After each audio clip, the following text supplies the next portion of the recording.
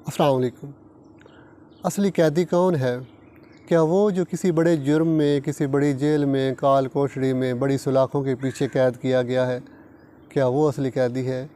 या वो असली कैदी है जो अपनी सोचों और नज़रियात और ख़यालात की कैद के अंदर बंधा हुआ है, जिसने कभी कोई बात, कोई ख़्याल, कोई सोच किसी से सुनी थी या उसने समझी थी और आज तक उसी कैद के अंदर वो जी रहा है? क्या वो असली कैदी नहीं है?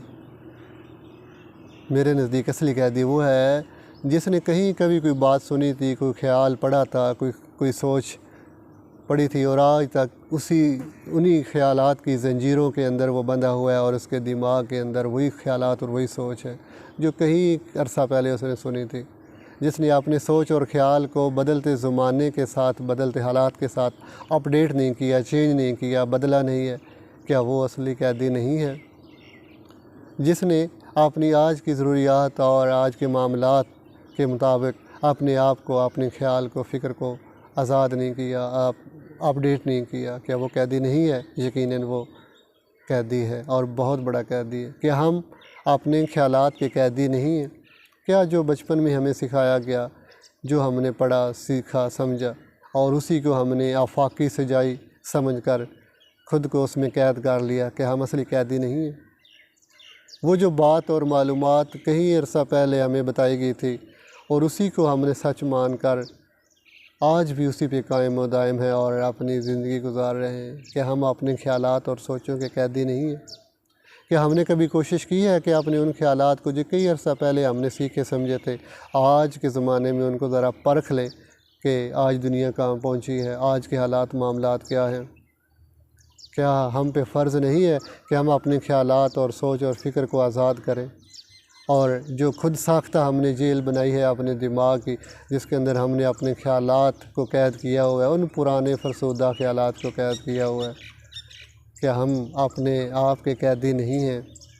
हम चलते फिरते कैदी हैं। हम में से हर एक कैदी है अपने ख़्यालात का, अपने नज़रियात का।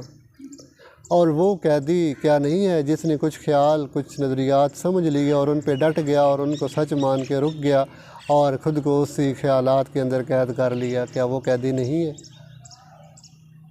यकीनन वो कैदी है जिसने एक ही बात और एक ही नज़रियात को सच समझकर और उन बातों को परख कर सोच समझकर उसी के अंदर वो कैद हो गया। वो यकीनन वो भी कैदी है जिसने कभी दूसरे की राय ना समझी, दूसरे की बात ना सुनी, अपने ख़्यालात को दूसरे के साथ एक्सचेंज ना किया, परखा नहीं, सोचा समझा नहीं, दूसरे की राय को नहीं देखा, दूसरे को पॉइंट ऑफ व्यू को नहीं देखा, अपने ख़्यालात को चेक नहीं किया, वो भी कैदी है और वो बहुत बड़ा कैदी है। हम चलते फिरते कैदी हैं। हमें इस कैद से निकलना है।